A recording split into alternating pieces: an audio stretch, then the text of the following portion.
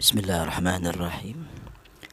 Assalamualaikum warahmatullahi wabarakatuh. Melanjutkan di pembahasan tajwid di ayat yang ke-171, yaitu surat Al-Baqarah. A'udzu billahi minasyaitonir rajim.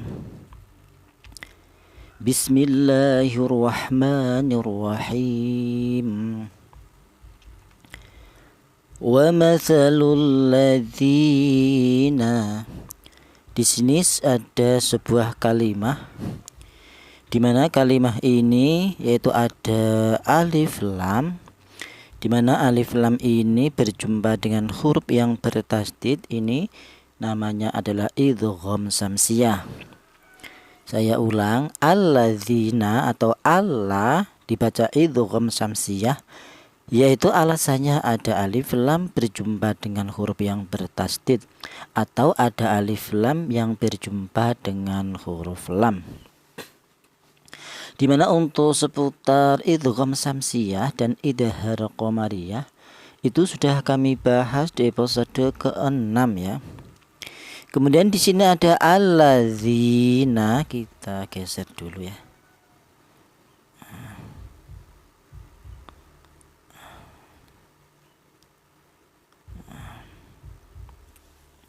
Yaitu ada ya mati ini, di mana ya mati ini didahului huruf yang berharokat kasroh, ini dibaca matobi'i. Jadi dibaca matobi'i, alasannya ada ya mati atau ya sukun yang didahului huruf yang berharokat kasroh. Adapun untuk panjangnya matobi'i yaitu satu alif itu sama dengan 2 harokat atau 2 ketukan. Alladzina ya, seperti itu. Jadi cara bacanya dipanjangkan. Kalau tidak ada ya-nya mati ini, yang ada hanya huruf dal yang berharokat kasroh saja, maka cara bacanya itu dibaca pendek, yaitu panjangnya 1 harokat saja atau 1 ketukan. Alladzi, seperti itu. Berhubung ini ada ya-nya mati, di mana ya mati ini sebagai matobi'i, yaitu untuk berfungsi untuk memanjangkan bacaan, maka zi ini dipanjangkan 2 harokat. Alladzi, seperti itu. Dimana untuk kaidahnya matobi'i ya, itu kapan ada alif seperti ini yang didahului huruf yang berharokat fathah, hurufnya matobi yang kedua berupa ya mati yang didahului huruf yang berharokat kasroh, hurufnya matobi yang ketiga berupa ini wawu mati yang didahului huruf yang berharokat dhammah. Jadi hurufnya matobi'i saya ulang ada 3. Yang pertama ada alif, yang kedua ada ya mati, yang ketiga ada wawu mati.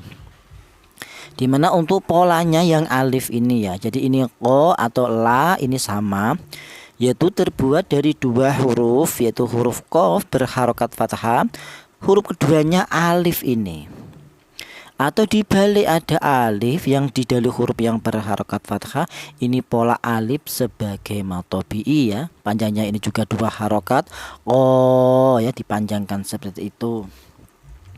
Dimana untuk alif ya, alif itu seperti ini, yaitu alif itu beda dengan hamzah ya.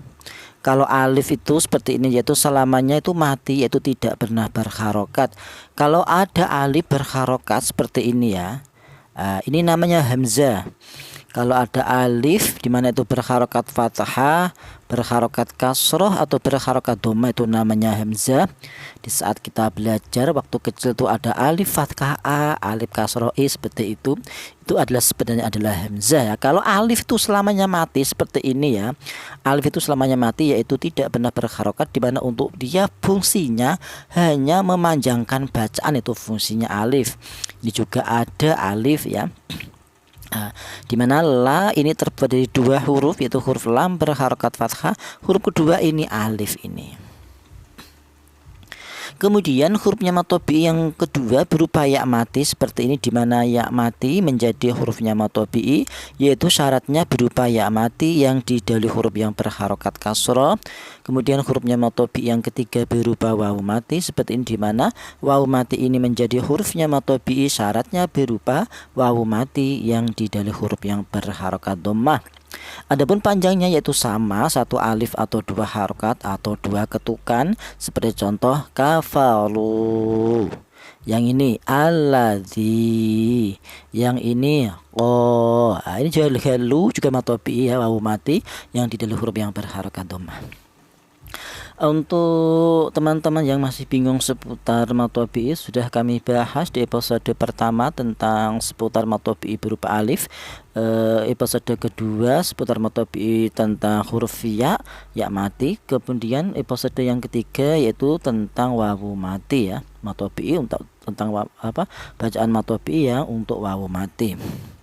Kemudian ya kita geser lagi. Di sini ada kafaru, tadi sudah kita bahas, aru dibaca matobi, alasannya ada wawu mati yang didahului huruf yang berharokat dhammah. Di samping ini dibaca matobi juga ada bacaan yang lain, itu dibaca tafkhim atau dibaca tebal, yaitu alasannya ada huruf ro yang berharokat dhammah, ini dibaca tafkhim. Apa artinya tafkhim? Tafkhim itu artinya tebal, yaitu cara bacanya ro yang berharokat dhammah ini cara bacanya ditebalkan ya, dimana untuk menebalkan huruf ro ini yaitu menggunakan lidah bagian belakang diangkat ke atas ya, kafaru seperti itu. Dimana untuk polanya ro yang dibaca tafkhim yaitu ada 8 pola, itu sudah kami bahas di episode ke-18, dimana untuk polanya ro yang dibaca tafkhim itu ada 8 pola. Yang pertama itu polanya ro yang dibaca tafkhim yaitu berupa huruf ro yang berharokat fathah. Yang kedua ada ro mati yang didahului huruf yang berharokat fathah. Yang ketiga ada ini yaitu berupa ro yang berharokat dhammah. Yang keempat berupa ro mati yang didahului huruf yang berharokat dhammah. Kemudian yang kelima berupa ada ro mati yang didahului hamzah wasol. Kemudian yang kelima, yang keenam ada ro mati yang didahului huruf yang berharokat kasroh dan huruf setelahnya berupa huruf isti'la. Kemudian yang ketujuh ada ro waqaf yang didahului huruf yang mati dan jatuh setelah harokat dhammah. Kemudian yang kedelapan itu berupa ro waqaf yang didahului huruf yang mati selain huruf ya dan jatuh setelah harokat fathah. Dari ke-8 pola ro tadi yang dibaca tafkhim itu sudah kami bahas di episode ke-18 beserta contoh-contohnya ya. Kemudian di sini ada, kita geser dulu.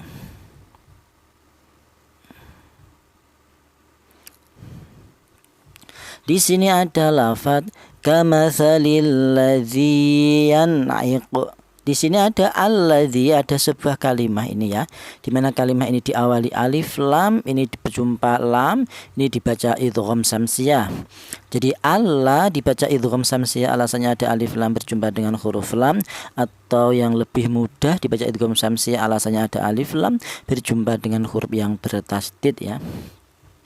Kemudian di sini ada alladzi, tadi di depan sudah kita bahas ya. Zi ini dibaca matobi, yaitu alasannya ada ya mati yang didahului huruf yang berharokat kasroh. Ini panjangnya yaitu satu alif.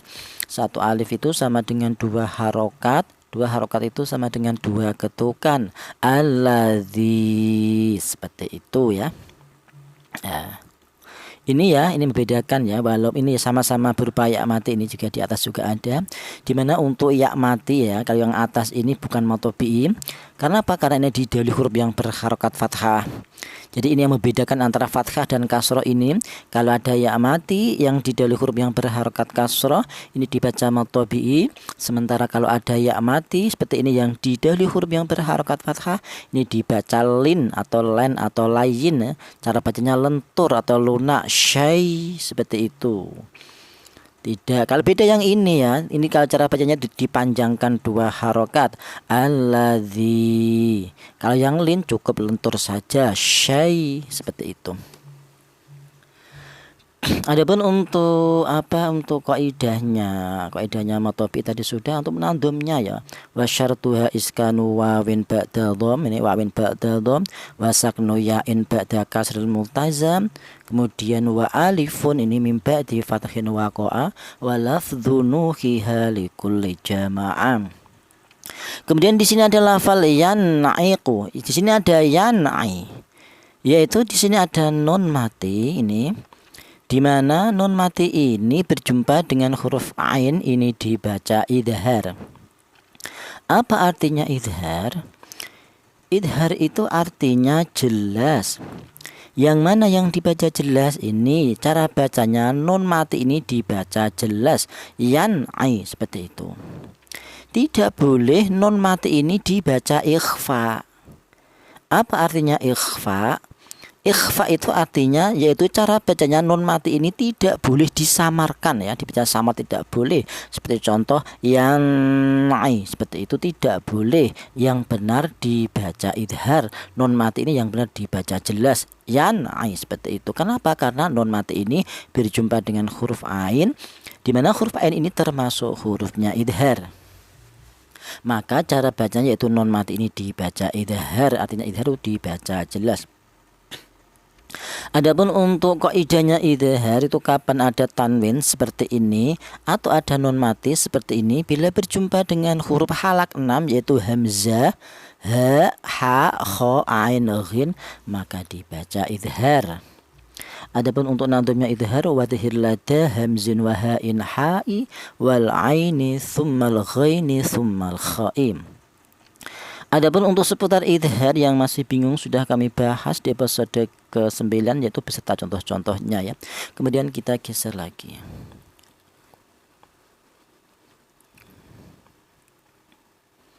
Iya. Oh, di sini bima. Di sini ada lafaz mana ya ini ya? Bima la yasma'u illa. Di sini ada bima. Ya, ini matobi'i yang berupa alif, ini juga la, juga matobi'i berupa alif, juga ada illa, juga dibaca matobi'i. Di sini ada 3 matobi'i, yaitu sama-sama berupa alif ya matobi'inya ya. Dimana bima lafal ma ini terbuat dari 2 huruf. Huruf pertama berupa huruf mem yang berharokat fathah. Huruf kedua ini alif lah. Alifnya ini loh alif matobi'i, yaitu dimana berfungsi untuk memanjangkan huruf mem ini ya. Ma, seperti itu. Begitu pula ini ya hurufnya matobi juga alif ini, dimana la ini terbuat dari 2 huruf, yaitu huruf lam berharokat fathah, kemudian huruf kedua ini alif.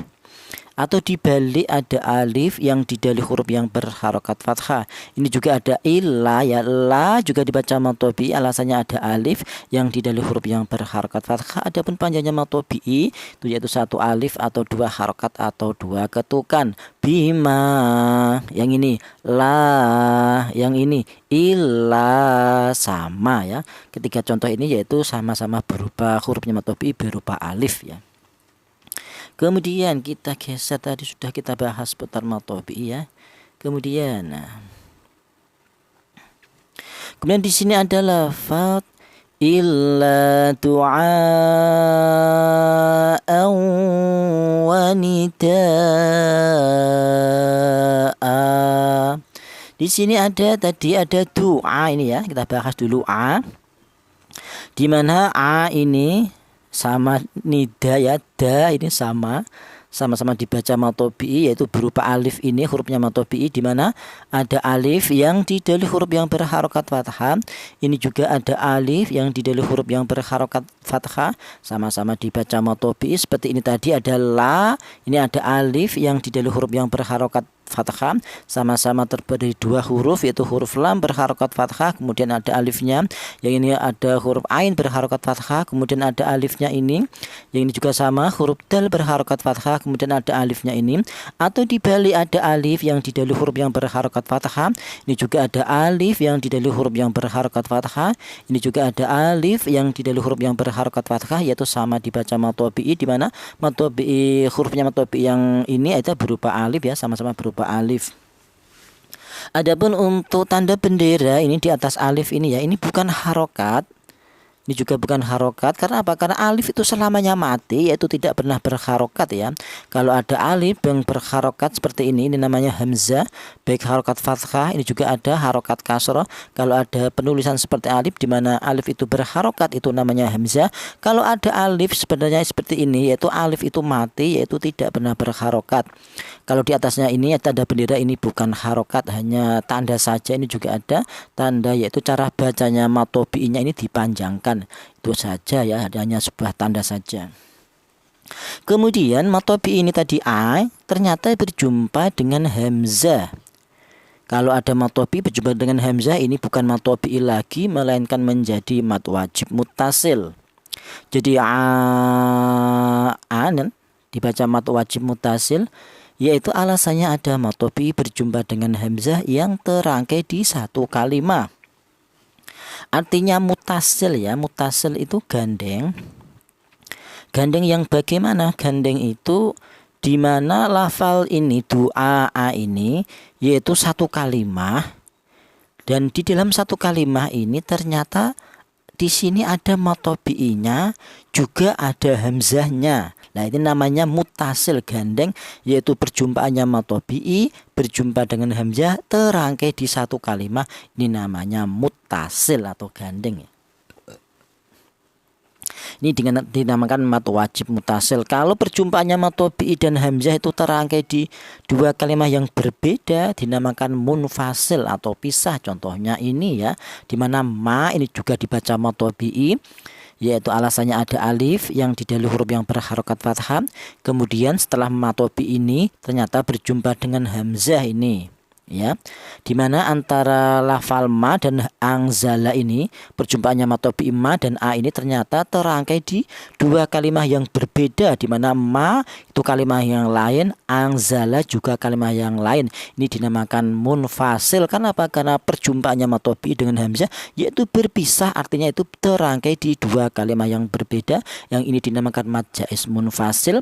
Kalau perjumpaannya matobi dengan hamzah yang terangkai di satu kalimat ini dinamakan mat wajib mutasil. Ini juga ada ya, nida'a, ini juga ada matobi'i da berjumpa dengan hamzah, ini juga terangkai di satu kalimat, ini juga dibaca mat wajib mutasil.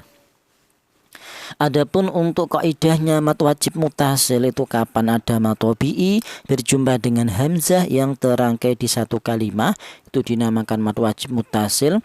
Kalau kaidahnya mad jaiz munfasil itu kapan ada matobi'i berjumpa dengan hamzah yang terangkai di dua kalimat yang berbeda, itu dinamakan mad jaiz munfasil. Adapun untuk nandomnya mad jaiz munfasil itu wa intala huwa bi ukhra tasala fajaiyun munfasilun kala ilah. Sementara yang nadhamnya mat wajib mutasil wa intalahul hamzu fi kalimati fawajibun mutasilun kajati. Untuk panjangnya mat wajib atau mad jaiz itu sama-sama 2 alif setengah atau 5 harokat atau 5 ketukan ya. Doa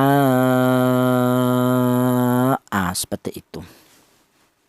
Dimana untuk seputar mad jaiz dan mad wajib itu sudah kami bahas di episode ke-6 ya. Di sini tadi bedanya ya, bedanya matobi'i dengan mad wajib atau mad jaiz ya. Kalau matobi'i seperti ini, yaitu ada alif yang didahului huruf yang berharokat fathah, sama juga ada alif yang didahului huruf yang berharokat fathah. Akan tetapi matobi'i ini ternyata huruf setelahnya bukan hamzah. Kalau bukan hamzah berarti dia masih asli atau masih matobi'i. Beda dengan ini, walaupun sama-sama matobi'i akan tetapi matobi'i a ini ternyata huruf setelahnya berupa hamzah. Jadi ini yang membedakan. Kalau ada matobi'i berjumpa dengan hamzah, kalau perjumpaannya berada di satu kalimat dinamakan mad wajib mutasil. Kalau pertemuannya matobi'i dengan hamzah terangkai di dua kalimat yang berbeda dinamakan mad jaiz munfasil. Kalau seperti matobi'i itu setelahnya bukan berupa hamzah. Dimana untuk tadi ya mad wajib dan mad jaiz itu sudah kami bahas di episode ke-5. Kemudian ini sama ini ya, sama-sama mad wajib mutasil, itu alasannya ada matobi'i berjumpa dengan hamzah yang terangkai di satu kalimat, di mana lafal nida'a ini adalah satu kalimat ya, di mana di dalam satu kalimat itu di situ ada matobi'inya juga ada hamzahnya, itu dinamakan mutasil gandeng atau mad wajib mutasil. Kemudian di sini ada doa awa. Di sini ada awa, yaitu ada tanwin. Di mana tanwin ini berjumpa dengan huruf wawu, ini dibaca idgham bi gunnah. Apa artinya idgham? Idgham itu artinya yaitu cara bacanya tanwin ini langsung disatukan atau dimasukkan ke huruf wawu ini. Jadi caranya menyatu. Jadi awa seperti itu. Tidak boleh tanwin ini dibaca jelas atau dibaca idhar, tidak boleh. Seperti contoh doa anwa, ya, anwa tidak boleh. Karena apa? Karena tanwin ini berjumpa dengan huruf wawu, di mana huruf wawu ini termasuk hurufnya idgham bi gunnah, maka cara bacanya tanwin ini langsung dibaca idgham, atau cara bacanya tanwin ini langsung disatukan ke huruf wawu, itu namanya idgham. Adapun namanya bi gunnah itu artinya dibaca ada suara berdengung, ya. Kalau idgham itu caranya disatukan ke huruf wawu ini, tadi tanwin ini disatukan ke huruf wawu, itu namanya idgham. Kalau artinya bi gunnah itu dibaca ada suara berdengung. Jadi di samping dia menyatu ke huruf wawu ini juga ada dengungnya, itu namanya idgham bi gunnah. Wah, seperti itu.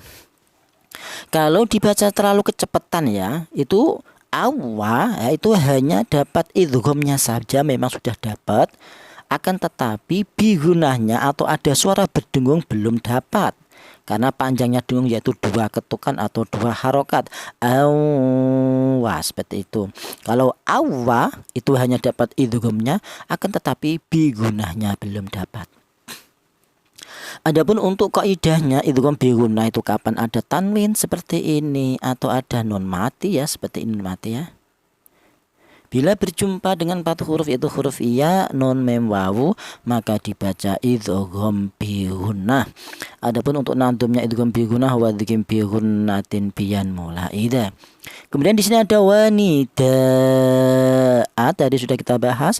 Da'a dibaca mad wajib muttasil, alasannya ada mad tabi'i berjumpa dengan hamzah yang terangkai di satu kalimat. Kemudian di sini ada, ya, wanida. Di sini ada a, ya, dibaca panjang 1 alif, ya. Ini dibaca mad iwad.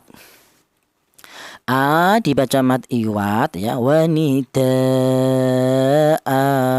Seperti itu cara bacanya. A dibaca mad iwad itu alasannya ada wakofnya tanwin fathah yang berada di akhir kalimat, namanya mad iwad. Artinya iwad tuh ganti, ya. Ganti yang bagaimana? Ganti itu ini loh, cara bacanya tanwin ini itu diganti dengan fathah biasa dan dipanjangkan 2 harokat seperti mad tabi'i, ya. Seperti itu. Jangan dibaca utuh tanwinnya seperti contoh wanidaan, jangan. Tapi yang benar wanidaa, seperti itu.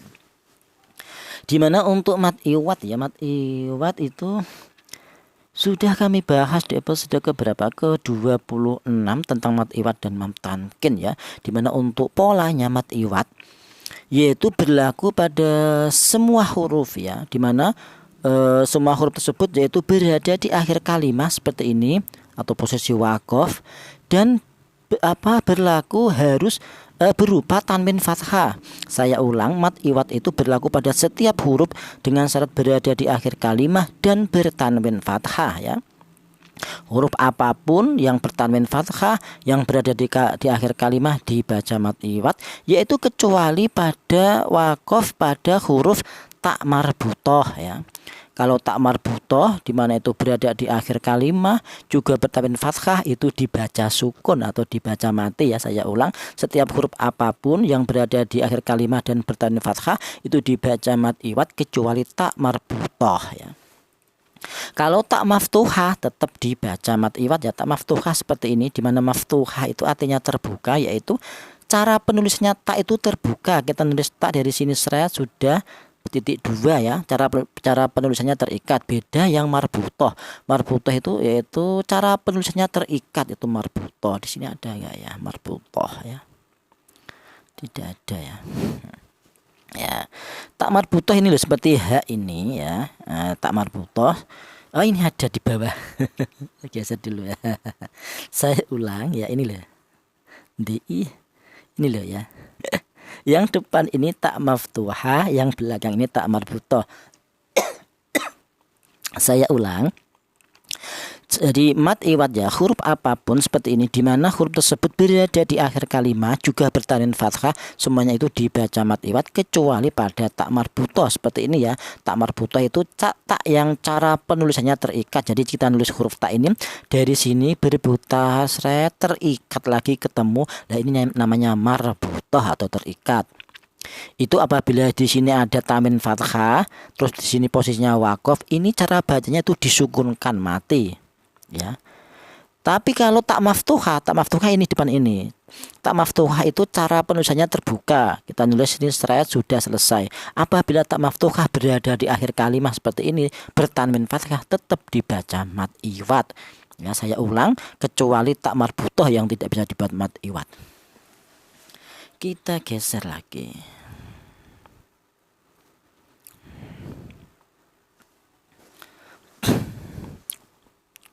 Di sini ada lafaz summum bukumun au. Di sini ada summu. Di sini ada mem yang bertasdid, ini dibaca hunna. Apa artinya hunna? Hunna itu artinya ada suara berdengung. Berapa panjangnya dengung? Panjangnya dengung yaitu 2 harokat atau 2 ketukan. Sum, seperti itu. Adapun untuk kaidahnya hunnah itu kapan ada mem yang bertasdid seperti ini atau ada huruf nun yang bertasdid ya. Jadi hurufnya hunnah ada 2, yang pertama ada huruf nun, yang kedua ada huruf mem dengan syarat bertasdid, maka dibaca hunnah. Adapun untuk seputar gunnah sudah kami bahas di episode ke-7 untuk nadumnya gunnah. Wa gunnatun qad aujabuha abada fil mimi wan nuni idza masyuddida. Kemudian di sini ada summum bu. Di sini ada tanwin. Di mana tanwin ini berjumpa dengan huruf ba, ini dibaca iklab. Apa artinya iklab? Iklab itu artinya mengganti ya, yaitu cara bacanya ya. Tanwin ini ya, mumbu ya, tanwin ini itu hakikat dari tanwin itu sebenarnya adalah non mati ya. Jadi non mati tersebut cara bacanya diganti dengan huruf mim, kemudian ya bertemu dengan huruf ba, sumumbu, seperti itu. Jadi cara penulisannya di sini apabila ya kita perlihatkan itu hakikat dari tanwin adalah non mati. Nah, cara bacanya non mati itu yaitu diganti dengan huruf mim, di mana ini diberi tanda mim kecil, itu hanya cara bacanya. Apabila saya ulang, apabila diperlihatkan tanwin ini adalah hakikatnya adalah non mati, di mana non mati itu berjumpa dengan huruf ba, maka cara bacanya non yang dari tanwin tadi itu diganti dengan huruf mim. Itu cara bacanya. Kata-kata diganti itu namanya iklab. Cara bacanya seperti ini, sum mum bu. Nah, seperti itu. Dimana untuk seputar iklab ya itu sudah kami bahas di episode ke-16, dimana untuk kaidahnya iklab itu kapan ada tanwin seperti ini atau ada nun mati bila berjumpa dengan huruf ba maka dibaca iklab. Adapun untuk nadumnya iklab wal qalbu indal ba'i mimman dzukira. Kemudian di sini ada bukumun na'u, di sini ada tanwin lagi. Di mana tanwin ini berjumpa dengan huruf ain, ini dibaca idhar. Apa artinya idhar? Idhar itu artinya jelas. Yang mana yang dibaca jelas? Ini tanwin ini cara bacanya dibaca jelas. Bukmun o ya, mun o, seperti itu. Tidak boleh tanwin ini dibaca ikhfa. Apa artinya ikhfa? Ikhfa itu artinya samar, yaitu cara bacanya tanwin ini tidak boleh dibaca samar. Seperti contoh bukumun mau, seperti itu tidak boleh. Yang benar tanwin ini dibaca idhar atau tanwin ini dibaca jelas. Seperti contoh bukumun mau, seperti itu. Saya ulang, mun'au dibaca idhar, alasannya ada tanwin berjumpa dengan huruf ain. Adapun untuk kaidahnya idhar kapan ada tanwin seperti ini atau ada non mati, seperti ini non mati ya, bila berjumpa dengan huruf halak 6 yaitu hamzah, ha, ha, kha, ain, ghin, maka dibaca idhar. Adapun untuk nantumnya idhar wa tahlata hamzin wa ha'in ha'i wal aini thummal ghaini thummal kha'i. Bagi teman-teman yang masih bingung seputar idhar itu sudah kami bahas di episode ke-9. Kemudian di sini ada Nih ya, aumiyun. Di sini ada mem mati. Aumiyun ya. Kita geser dulu sedikit. Di sini ada umyun fahum. Di sini ada aumiyun. Di sini ada mem mati.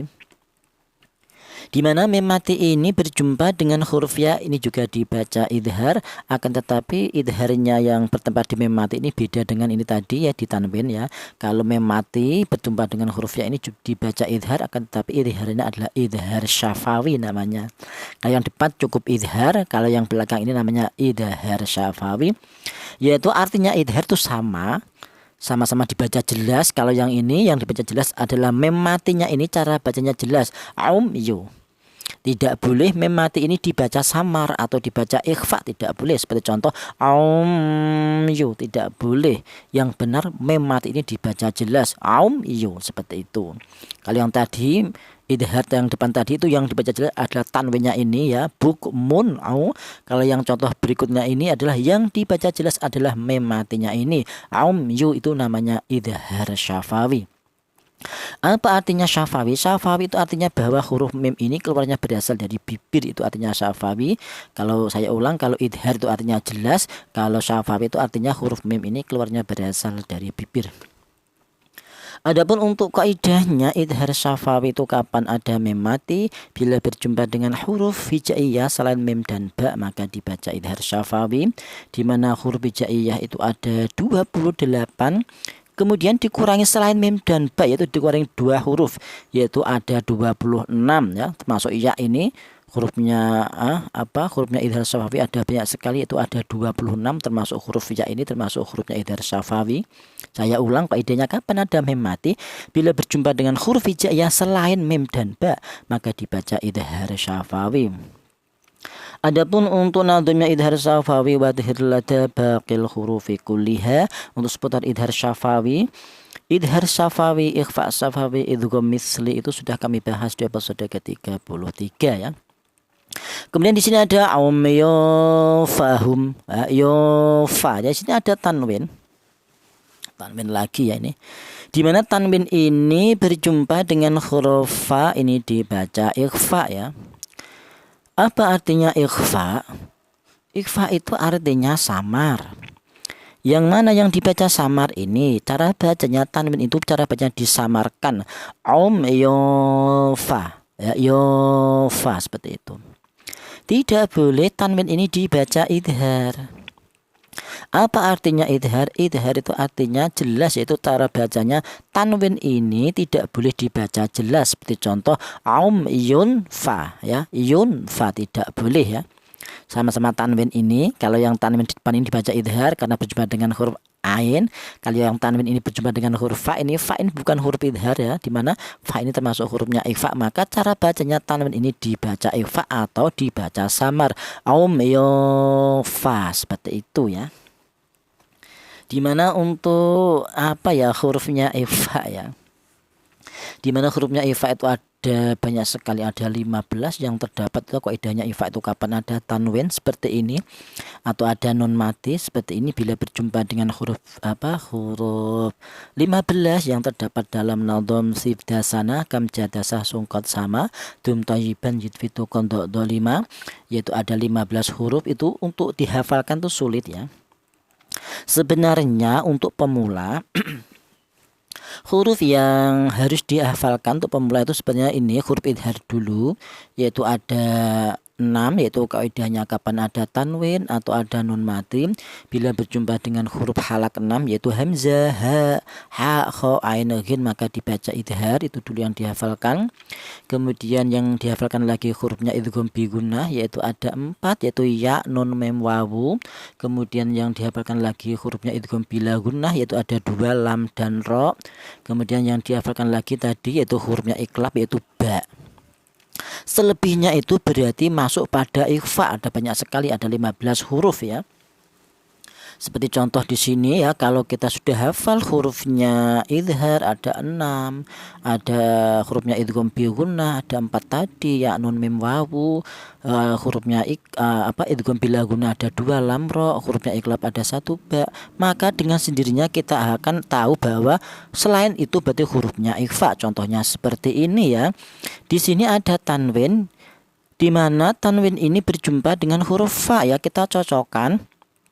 Fa ini hurufnya siapa? Kita sudah hafal hurufnya idhar itu hamzah, ha, kha, ain, ghin. Oh, berarti fa ini bukan bacaan idhar. Kemudian kita cocokkan lagi ke hurufnya idgham bi gunnah, yaitu ada 4, yaitu ya, nun, mim, wawu. Lagi-lagi huruf fa ini bukan masuk dalam hurufnya idgham bi gunnah. Kemudian kita cocokkan lagi, kan kita sudah hafal hurufnya idgham bila gunnah ada 2, yaitu lam, ra, yaitu lagi-lagi fa bukan hurufnya idgham bila gunnah. Kemudian kita cocokkan lagi ke hurufnya iqlab, yaitu 1 ba. Lagi-lagi fa ini bukan hurufnya iqlab. Maka apabila bukan bacaan idhar, bukan bacaan idgham bi gunnah, bukan bacaan idgham bila gunnah, atau bukan bacaan iqlab, maka berarti ini bacaan ikhfa. Jadi tanwin kok berjumpa dengan fa, oh ini berarti dibaca ikhfa atau dibaca samar. Yang mana yang dibaca samar ini ya, cara bacanya tanwin ini disamarkan, fa, seperti itu. Dimana untuk ikhfa-nya ini adalah ikhfa ausat ya, dimana untuk seputar ikhfa ya. Seputar ikhfa atau pembagian ikhfa itu sudah kami bahas di episode ke-14 ya. Dimana ikhfa itu dibagi 3, ada ikhfa a'la, ada ikhfa adna atau ikhfa ausat ya, dimana ikhfa ya. Ikhfa itu artinya samar. Dimana di dalam ikhfa itu ada bacaan yang disamarkan, juga ada bacaan yang didengungkan, itu ikhfa. Jadi di dalam ikhfa itu ada bacaan samar, juga ada bacaan dengung. Kemudian samar dan dengung itu tadi dibagi 3. Yang pertama ada nama ikhfa a'la. Apa artinya a'la? A'la itu artinya tinggi. Tinggi yang bagaimana? Tinggi itu dipandang dari tingkat kesamarannya lebih tinggi dibanding dengungnya. Tadi ya, ikhfa itu ada samar juga ada dengung. Untuk yang ikhfa a'la itu yang lebih tinggi, artinya a'la tinggi, yang lebih tinggi atau yang lebih dominan adalah tingkat kesamarannya dibanding dengungnya. Dimana ikhfa a'la itu hurufnya ada 3, yaitu ada to, dal, ta. Jadi apabila ada tanwin atau nun mati bila berjumpa dengan huruf to, dal, ta, itu ikhfanya ikhfa a'la, yaitu samarnya lebih tinggi daripada dengungnya. Nah, seperti ini ya, ini ada. Nah, di sini ada min to, yaitu ada nun mati berjumpa dengan huruf to, ini dibaca ikhfa a'la, yaitu cara bacanya samarnya nun ini lebih tinggi atau lebih dominan daripada samarnya. Min to, seperti itu. Tidak boleh yang lebih dominan ada tingkat dengungnya, seperti contoh min to, tidak boleh ya. Karena apa? Karena vokalnya ikhfa a'la itu adalah nn. Beda untuk yang ikhfa adna ya, nanti ya. Saya ulang, untuk vokalnya huruf ikhfa a'la itu adalah huruf n ya. Nama lain ikhfa a'la itu boleh dikatakan ikhfa akrob. Apa artinya akrob?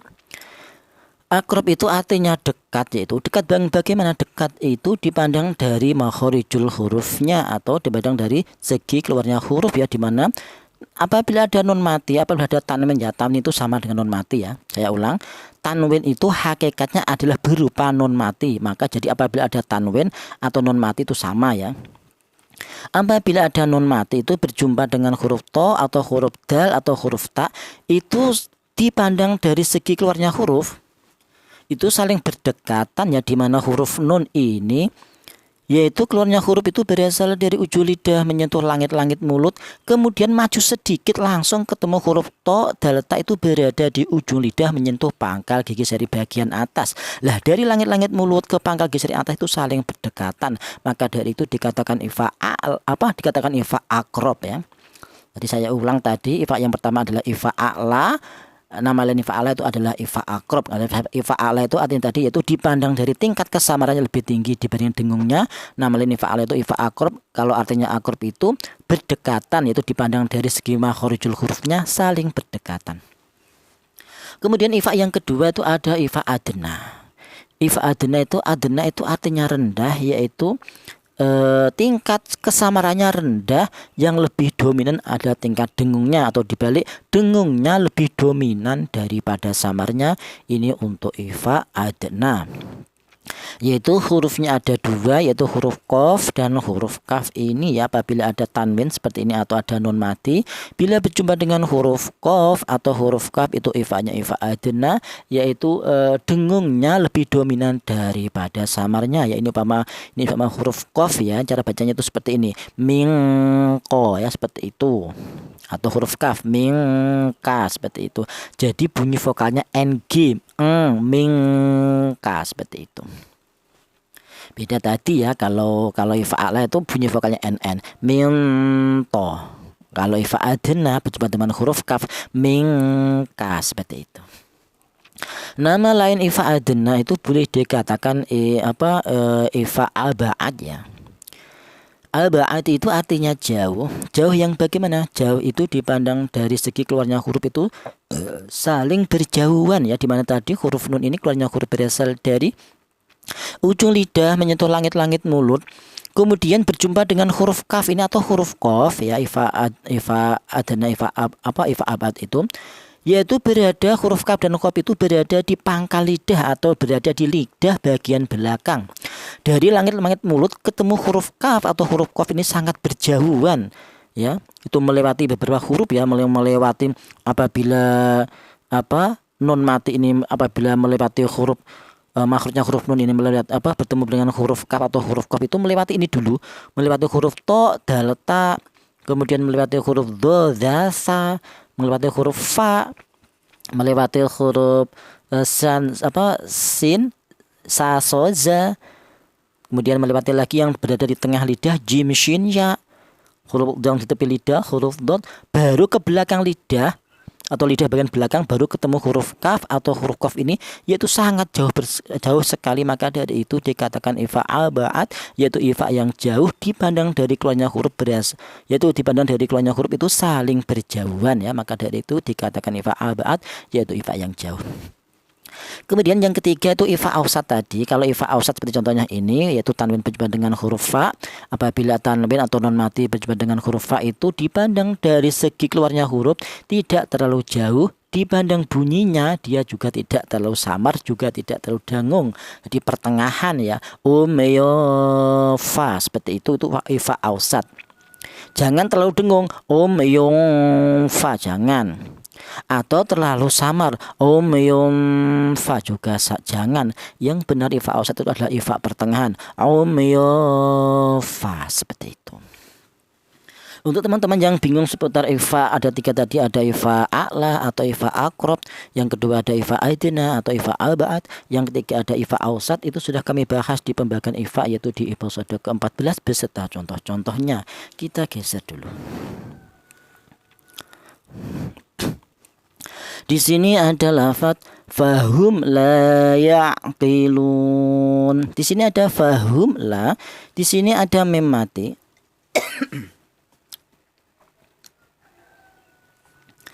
Tadi di mana mem mati ini berjumpa dengan huruf lam, ini dibaca idhar syafawi. Apa artinya idhar? Idhar itu artinya jelas. Yang mana yang dibaca jelas ini?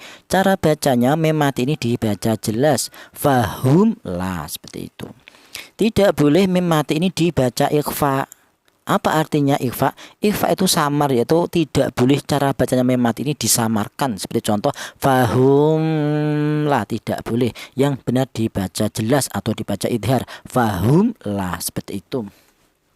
Adapun idhar yang bertempat di mem mati ini namanya adalah idhar syafawi. Dibaca idhar syafawi alasannya ada mem mati berjumpa dengan huruf lam. Adapun untuk kaidahnya idhar syafawi itu kapan ada mem mati? Bila berjumpa dengan huruf hijaiyah selain mem dan ba, maka dibaca idhar syafawi. Adapun untuk nadumnya idhar syafawi wa dhihlata baqil hurufi kulliha. Kemudian di sini ada fahum la, di sini ada la, di mana la ini terbuat dari dua huruf, yaitu huruf lam berharokat fathah, huruf kedua ini alif.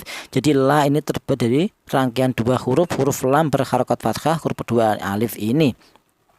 Atau dibalik ada alif yang didahului huruf yang berharokat fathah, ini dibaca matobi'i, alasannya ada alif yang didahului huruf yang berharokat fathah.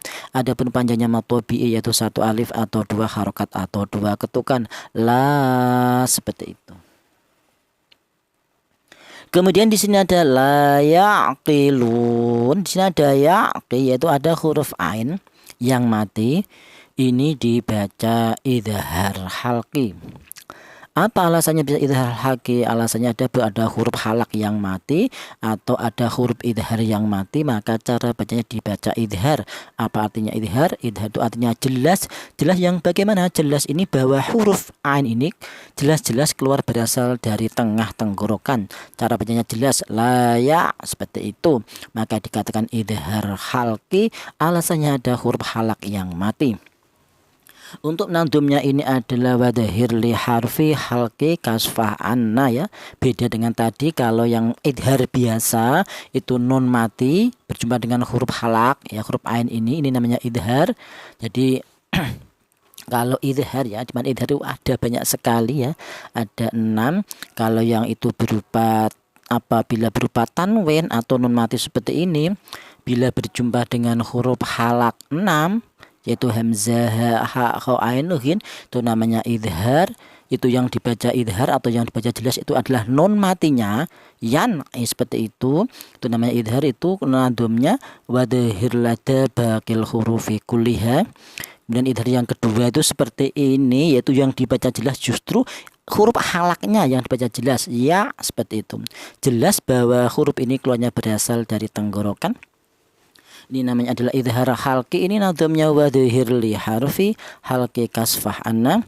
Kemudian yang idhar yang ketiga itu ada mem mati ya, itu dibaca idhar syafawi, yaitu apabila ini nadamnya ini wadhir lada baqil hurufi kulliha. Kemudian idhar yang keberapa? Yang keempat itu ada idhar mutlak atau idhar tukal sak kalimah, yaitu apabila ada non mati berjumpa dengan huruf ya yang terangkai di satu kalimat, itu dinamakan juga idhar juga, namanya idhar mutlak. Itu nadumnya kana bikil matin kadunya fan bida.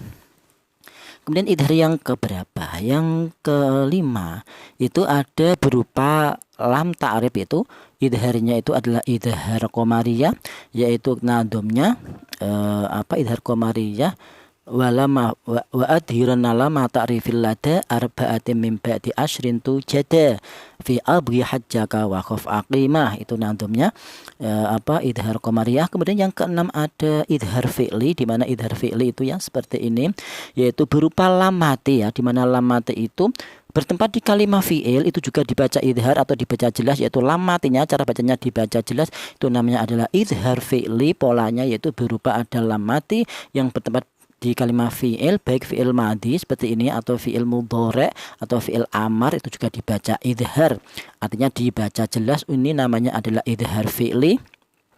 Untuk nantunya idhar fi'li itu adalah wala ma fi'li adhiran ham mutlaqo fi ma siwa lam wara'in kaltaqo. Jadi idhar itu ada 6 ya, ada banyak sekali.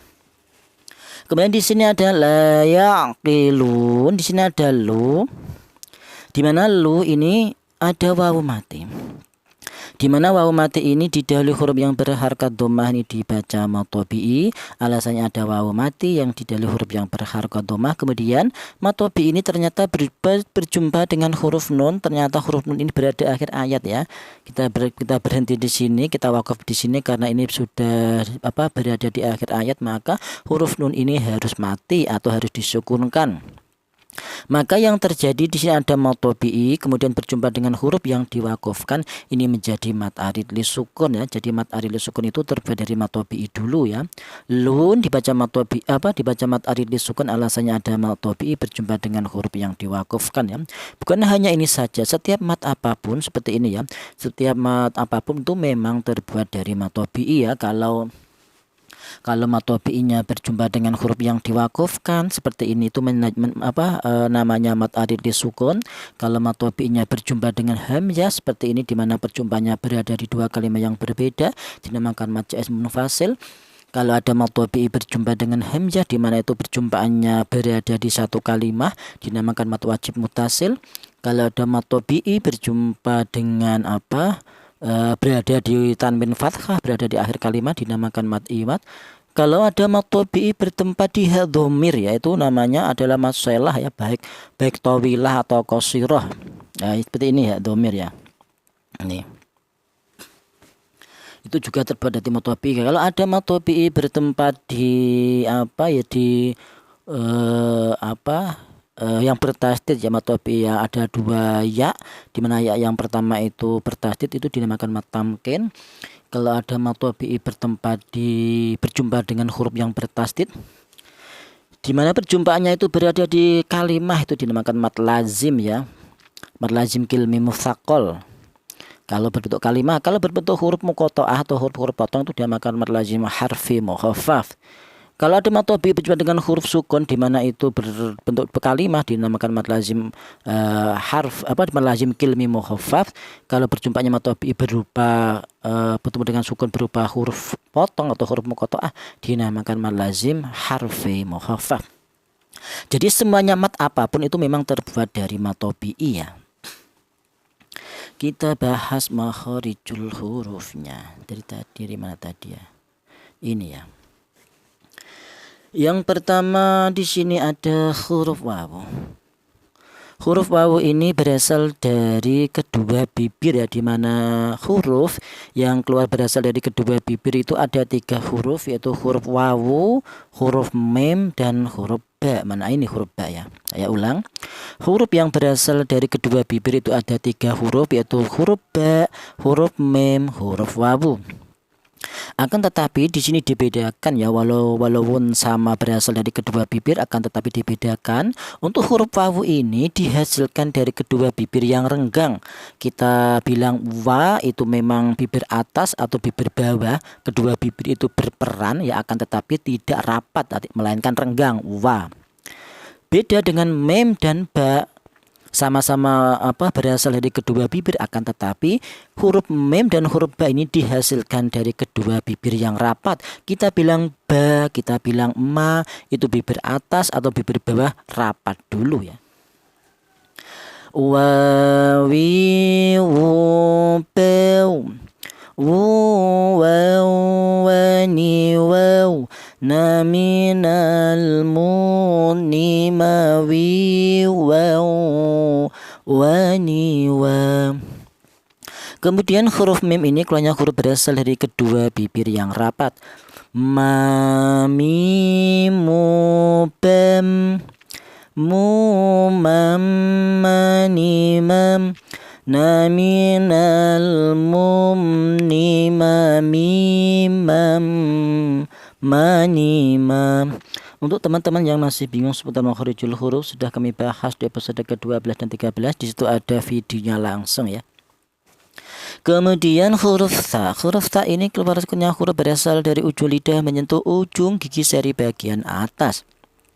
Sa, si, su, bes, su, sa, sa, ni, sas, na, minal, mus, nima, si, sa,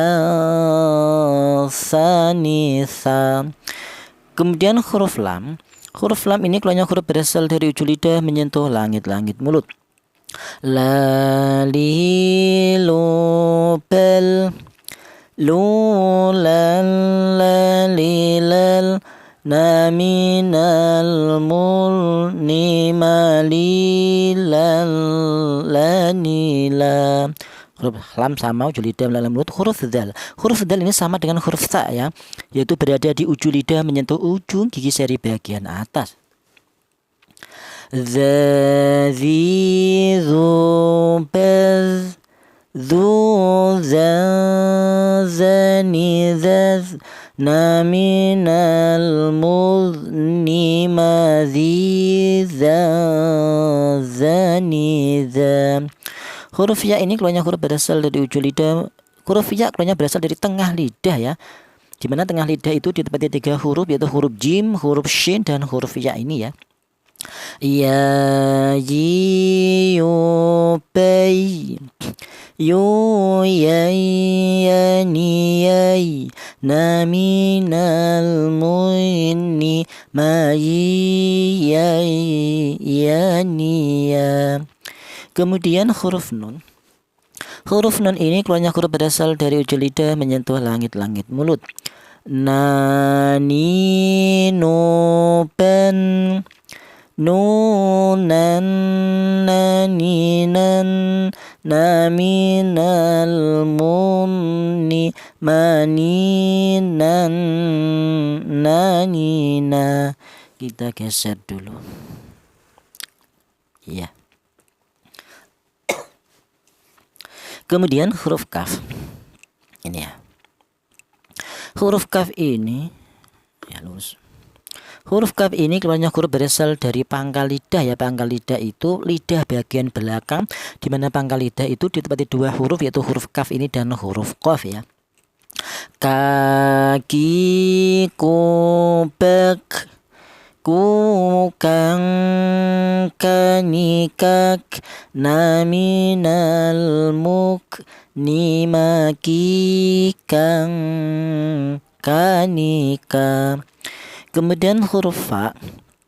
Huruf fa ini keluarnya huruf berasal dari bibir bawah bagian dalam kemudian menyentuh ujung gigi jari bagian atas ya. Ini yang berperan hanya satu bibir yaitu bibir bawah saja ya.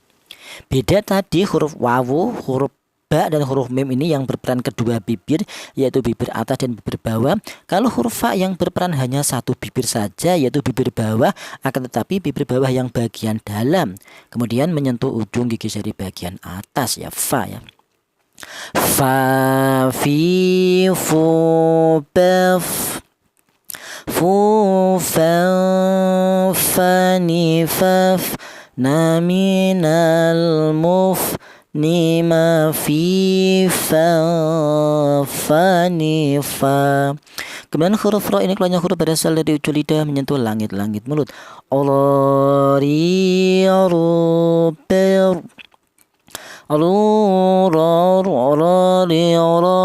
naminal, murni, mari,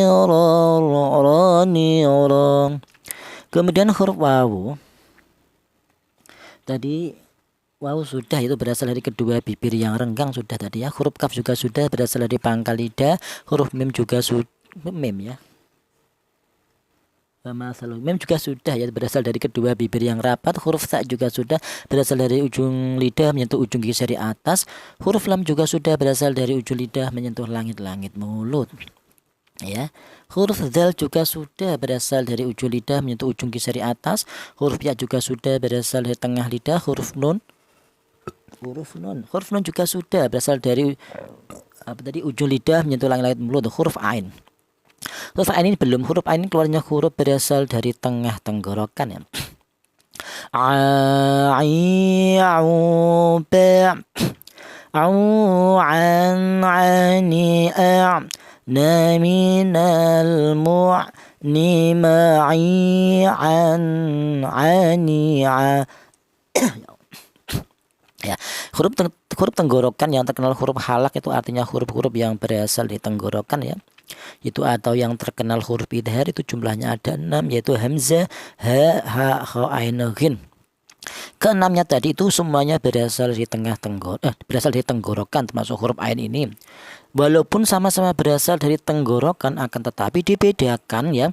Untuk tenggorokan bagian atas itu ditempati dua huruf yaitu huruf kha dan huruf ghin. Gak ada di sini ya. Kemudian turun ke bawah berada di tengah tenggorokan itu juga ditempati dua huruf yaitu huruf ain ini dan huruf ha. Kemudian turun lagi ke bawah berada di pangkal tenggorokan atau tenggorokan bagian bawah itu juga ditempati dua huruf yaitu huruf hamzah ini dan huruf ha ya. Walaupun sama-sama berasal dari tenggorokan akan tapi dibedakan, ada tenggorokan bagian atas, ada tenggorokan bagian tengah, juga ada tenggorokan bagian bawah. Kemudian huruf qaf. Huruf qaf ini keluarnya huruf berasal dari pangkal lidah ya. Pangkal lidah itu lidah bagian mentok bagian belakang ya. Qi, qu, qang, qani, qaq, naminal, muqni, maqi, qang, qani, qam. Kemudian kita geser lagi. Huruf apa? Huruf ba ya. Huruf ba tadi sudah. Huruf ba sudah belum ya? Belum ya. Huruf ba ini berasal dari kedua bibir yang rapat. Bam, bim, bum, bam, bam. Bu bam bani bam naminal mub nima bi bam bani bam. Huruf mim keluarnya huruf berasal dari kedua bibir yang rapat. Huruf lam ujung lidah menyentuh langit mulut. Huruf ya berada di tengah lidah. Huruf sin ini belum berada di ujung lidah menyentuh ujung lidah menyentuh pangkal gigi dari bagian bawah ya sin ya. Ya, dibedakan ya kalau sin yang tidak ada titiknya ini berasal dari ujung lidah menyentuh ujung lidah menyentuh pangkal gigi jari bawah. Kalau yang ada titiknya 3 ini yang mempunyai sifat tafashi. Tafashi itu artinya ada suara tersebar. Fsh, sha itu seperti gusah pitik ya. Ini berada di tengah lidah ya, dibedakan kalau yang ada titiknya 3 berasal dari tengah lidah. Kalau yang tidak ada titiknya ini berasal dari ujung lidah menyentuh pangkal gigi jari bagian bawah ya. Yang ini sifat sofir yang ini ya, yang ini sifat sofir, yang ini sifat tafashi ya. Sa si su pes su sa sa ni sas na minal mus ni ma si sa sa ni sa. Kemudian huruf mim ini keluarnya huruf berasal dari kedua bibir yang rapat. Tadi sudah huruf ain berasal dari tengah tenggorokan. Huruf hamzah berasal dari pangkal tenggorokan. A I U B U An Ani A Na Minal Mu Nima I An Ani A. Huruf lam julidah menyentuh langit-langit mulut sudah. Huruf dal belum tadi. Huruf dal ini keluarnya huruf berasal dari ujung lidah menyentuh pangkal gigi jari bagian atas. Dan di tum pente tu ten teni ten naminal mut nimati ten teni ten. Huruf ain berasal dari tengah tenggorokan. Huruf hamzah berasal dari pangkal tenggorokan. Huruf ain tengah tenggorokan. Huruf hamzah pangkal tenggorokan. Huruf waw berasal dari kedua bibir yang renggang. Huruf nun ujung lidah menyentuh langit mulut. Huruf dal berasal dari ujung lidah menyentuh pangkal gigi jari bagian atas. Huruf hamzah berasal dari pangkal tenggorokan ya. Sudah semuanya kita geser dulu. Huruf shad belum tadi. Huruf shad ini keluarnya huruf berasal dari ujung lidah menyentuh pangkal gigi jari bagian bawah. So si so pes su sa ni sos na minal mus ni ma si sa ni sa. Huruf mim berasal dari kedua bibir yang rapat. Huruf ba juga sama, berasal dari kedua bibir yang rapat. Huruf ka berasal dari pangkal lidah. Huruf mim berasal dari kedua bibir yang rapat. Huruf hamzah, huruf ain berasal dari tengah tenggorokan. Huruf mim berasal dari kedua bibir yang rapat. Huruf ya berasal dari tengah lidah. Kemudian huruf fa berasal dari bibir bawah bagian dalam kemudian menyentuh ujung gigi jari bagian atas. Tadi sudah ya. Huruf ha juga sudah berasal dari ha tadi sudah belum? Ha belum ya, berasal dari pangkal tenggorokan ya. Ha hi hu bam hu han hani ha na minal muh nima hi han hani ha. Huruf mim berasal dari kedua bibir yang rapat. Huruf lam ujung lidah menyentuh langit mulut. Huruf ya berasal dari tengah lidah. Huruf ain berasal dari tengah tenggorokan. Huruf qaf berasal dari pangkal lidah. Huruf lam ujung lidah menyentuh langit mulut. Huruf waw berasal dari kedua bibir yang renggang. Huruf nun berasal dari ujung lidah menyentuh langit mulut. Nani nu pen nunan naninan naminal munni maninan nanina. Shadaqallahul azim. Wallahu a'lam bishawab. Assalamualaikum warahmatullahi wabarakatuh. Alhamdulillahirabbil alamin.